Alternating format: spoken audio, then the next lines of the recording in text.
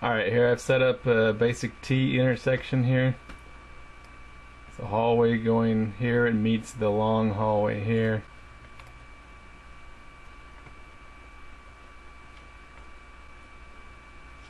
Let me hide the floor. There's the T, looking up at the ceiling here. Now the question is, how do you make a vaulted ceiling so it's an arch that comes and meets an arch here? It's not a four-way intersection, but just the T intersection. On Andromeda, you could just carve out a couple of cylinders and it would leave behind the arches. But we want to use patches since they curve nicely and they're easy to texture. So I'll just start with the ceiling. Select the ceiling, copy it, pull it down. The original ceiling is still there. Go to patch, simple patch, and we'll do a 5 patch. Alright, there it is, sideways. Turn it flat. Stretch it out. Let's put the surface back to normal. Okay, in the side view you can see it says it's 256 wide. We're going to bring it down 128. I just know there's this many squares this way, so half as many that way. Click on V for vertices. Bring up the center point, and the green points go in the corner to form the arch. Now I didn't do all the greens.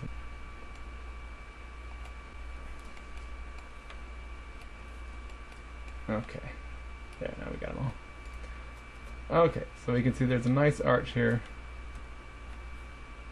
but it cuts into the T part of the hallway here. We'll just take this, copy it, rotate it once, shrink it down, and there it is.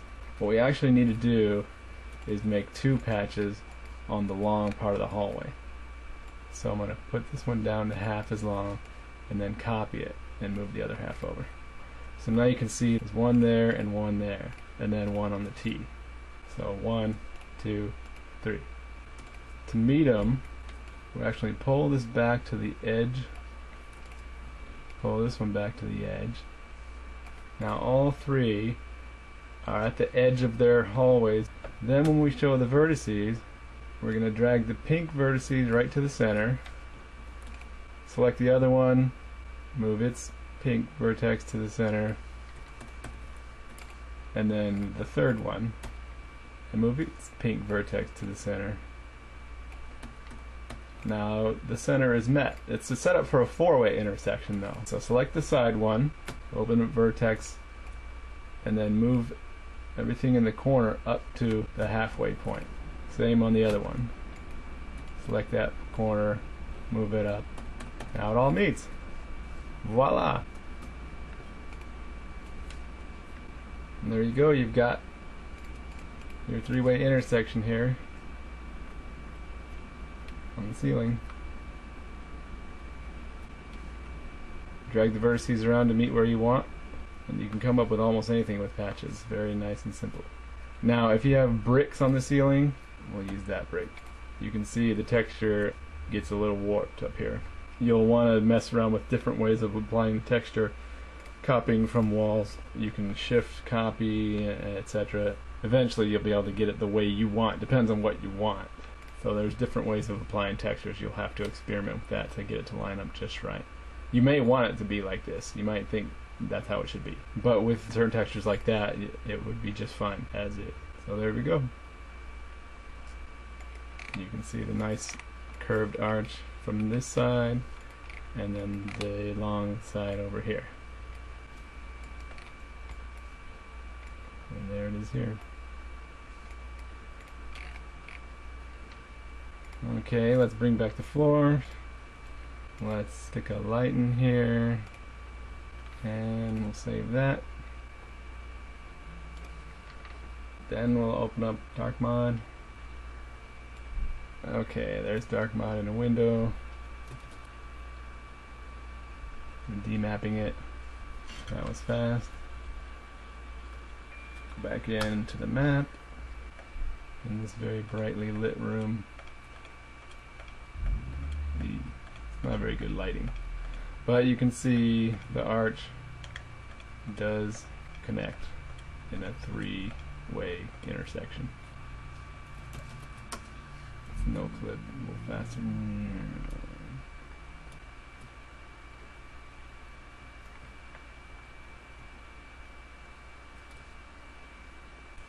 Okay, now back in the map, one last method that you'll want to do that I didn't show you was, on the other side of these patches, the wall still goes up to the ceiling.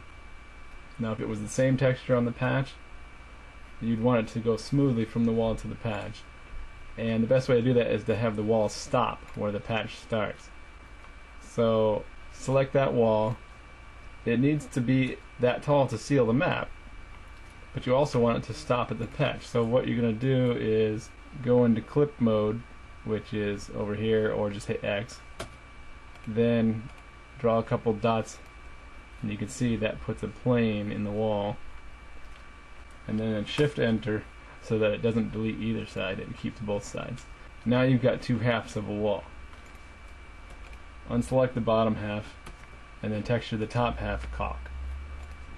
So you don't see the caulk because it's behind the patch. Now the bottom wall goes only to the bottom of the patch. So a texture could continue right up here. Select this texture and then Shift, put it on there. It'll continue right there. So right here between the wall and the patch, there's no break in the texture. It continues exactly the same pattern. It begins right where it left off. That's a trick you should use all the time.